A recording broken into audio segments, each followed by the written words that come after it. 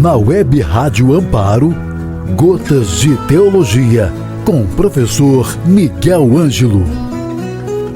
Boa tarde, meu irmão e minha irmã, a paz de Jesus. Aqui é o professor Miguel Ângelo e a gente vai para a nossa Gotas de Teologia. Seja muito bem-vindo aqui à Rádio Web Amparo, a Web Rádio Amparo, a nossa Rádio Web, onde a gente encontra o amparo do Senhor. E hoje eu quero, dentro dessas gotas de teologia, partilhar com você, dentro do Evangelho de São Marcos, capítulo 1, versículo 4 a 8, a gente vai pegar daqui mais uma gota para o nosso final de semana, uma gota teológica. Lembrando sempre que a gente está aí numa trajetória aprofundando o Evangelho de São Marcos, que é o Evangelho utilizado por toda a Igreja Católica neste ano litúrgico. João, o batizador, apresentou-se no deserto proclamando um batismo de conversão para o perdão dos pecados.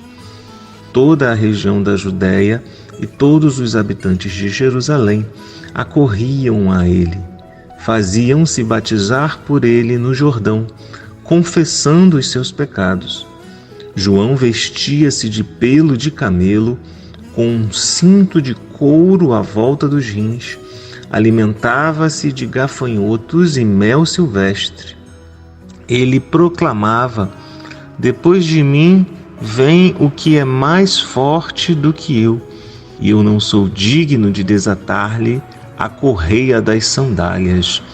Eu vos batizei com água, ele, porém, vos batizará com o Espírito Santo. Meu querido, minha querida, vamos mergulhar um pouquinho nessa palavra, a riqueza teológica que está escondida por detrás de cada palavra dessa utilizada no Evangelho de São Marcos. João, o batizador, ele vem como Moisés no deserto diante do povo. Ele vem como um líder escolhido por Deus para anteceder a missão do Filho. A missão de João, o batizador, plenifica a profecia de Isaías 40, versículo 3. A atividade de batizar não era uma prática entre os judeus, ainda que houvesse diversos ritos de purificação, abluções e regras para a limpeza. Batizar, na pregação e na função de João, era mais do que lavar ou purificar. Tratava-se de alterar, modificar e transformar o comportamento e não as vestes. Essa novidade não é apenas no conteúdo, mas de modo particular no rito e no lugar onde ele vai executar esta profissão. Normalmente, os ritos de purificação e as abluções rituais eram feitas no templo, na sinagoga ou nas casas. João vai para o deserto.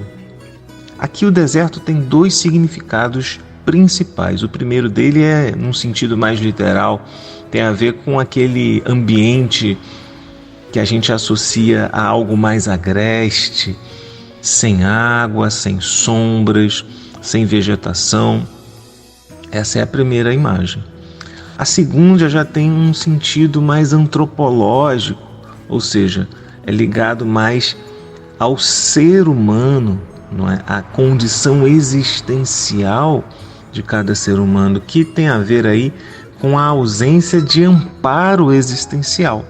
Aquelas ausências de vida, de esperança, de expectativa, que normalmente acontecem com todos nós em algum momento da nossa trajetória, e normalmente também são originadas pela ausência da justiça. O deserto em que João aparece é uma síntese desses dois elementos. Sendo filho de família sacerdotal, e aí a gente consegue inferir isso, por exemplo, em Lucas capítulo 1, versículos 5 seguintes, sendo primogênito também, João deveria seguir a função sacerdotal do pai, em virtude de ser o sacerdócio à época uma função hereditária, conforme as orientações de Moisés e Arão e seus filhos. Vemos isso em Êxodo capítulo 28, versículo 1 seguintes. No entanto, ele prefere as margens do Rio Jordão. Jericó, nas proximidades do Rio Jordão, era conhecida como a cidade das palmeiras, das tamareiras e dos figos, mas é apenas um oásis num deserto verdadeiro. Perto de Jericó, Herodes construíra uma mansão para passar o inverno. Próximo deste lugar estavam refugiados os essênios, que há 2 séculos lá se encontravam, pois eles não acreditavam que de uma cidade prostituída como era Jerusalém, segundo a visão dos essênios, pudesse sair algo de bom. O deserto no qual surge João, o batizador, que a gente acabou de escutar nesse trechinho da palavra, tinha o aspecto real e todos os elementos naturais, portanto, da ausência da vida e também desses elementos antropológicos, sociológicos, políticos e religiosos da ausência da justiça. Os interesses próprios, a ganância dos poderosos e a corrupção do poder interno a serviço dos privilégios externos, que no caso eram representados pelas forças gregas e romanas, haviam criado um deserto humano. Era neste deserto, do qual os essênios haviam se retirado, que surge João, anunciando esse batismo de conversão na remissão dos pecados. Anunciar é clamar, gritar em alta voz, é fazer ouvir o som. Ele está no deserto entre a Cisjordânia e a Transjordânia. O deserto é desabitado e quase não há transeuntes. Se houver, podem não estar interessados em vozes estranhas. João inicia então a sua pregação nas proximidades do Jordão, deslocando a sua função sacerdotal para longe do templo. Gritar no deserto seria um ato absurdo, pois de que adianta gritar se não há quem possa ouvir, ou melhor, se quem deve ouvir não está lá. Ele anuncia o batismo da conversão, diferentemente dos banhos rituais judaicos, que eram feitos pela própria pessoa como um ato individual e voltado para dentro. O batismo exigia a presença do batizador, a intervenção de alguém e a relação com outra pessoa. O batizador quebra um círculo vicioso do eu comigo mesmo, eu faço para mim, reforçando e acentuando o caráter social, público e aberto de uma nova realidade. João, ao batizar, introduz um novo rito, cujo símbolo vai além do ato, transformando o cerimonial numa fórmula de compromisso com a conversão. A metanoia compreende uma mudança forte, significativa e radical. Ela poderia ser relacionada com a inversão de direção, tomar o caminho oposto, correspondendo à expressão hebraica, uma expressão hebraica que significa voltar, retornar. A conversão é um retorno sobre uma rota antiga, é retomar um caminho já feito, mas abandonado por ter feito outras opções.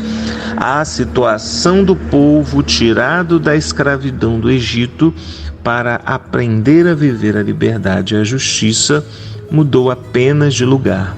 Agora era escravo de si próprio, de seus próprios líderes religiosos e políticos.